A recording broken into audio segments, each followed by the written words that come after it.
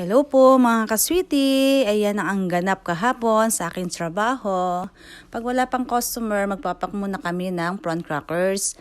Ayan ang aming paninda. Meron siyang noodles, black bean, garlic chicken, Mongolian beef, sweet and sour pork, honey chicken, at saka fried rice. Meron din satay beef and Mongolian beef. Meron din yung barbecue pork and Szechuan chicken.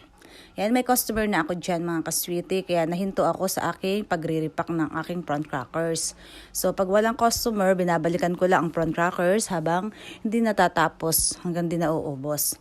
Yung prawn crackers namin mga kaswiti, ano yun, everyday fresh. Ayan, so magkiklean naman tayo ng table. Yan ang mga ganap sa aking trabaho kahapon. So may customer ako dyan, kakaway pa yan, tignan nyo mamaya mga kaswiti. Ayan, hi! Ayun, say hi! Ayan, salamat sa aking nag-video, sa aking kasama sa trabaho, ang aking friendship na madam.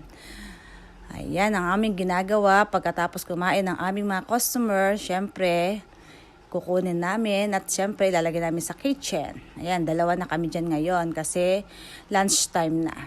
Kasama niya ang kanyang bulinggit, dyan sa gilid. Ayan ang trabaho namin tuwing umaga. Pero minsan lang ako. Ngayon may pasok din ako. Ngayon tinawagan ako ng aking friendship. Ayan, dalawa na kami kasi lunchtime na. Medyo busy kasi pag lunchtime. Kailangan ng full force. Kaya ayan, dalawa. Minsan yung mga pila dyan, mga kaswiti, mula hanggang counter, hanggang sa pintuan, umaabot ang pila. Ganun yun, kabisi. Bali, ang container dyan, isang container niyan is 1650 yung large, 1550 naman yung small. Mamimili ka ng 4 na putahe. Kahit alin pwede. Kaya, masarap siya.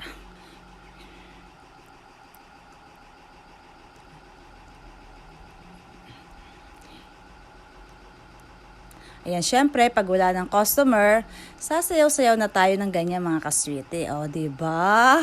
Ka-flowers. Ayan.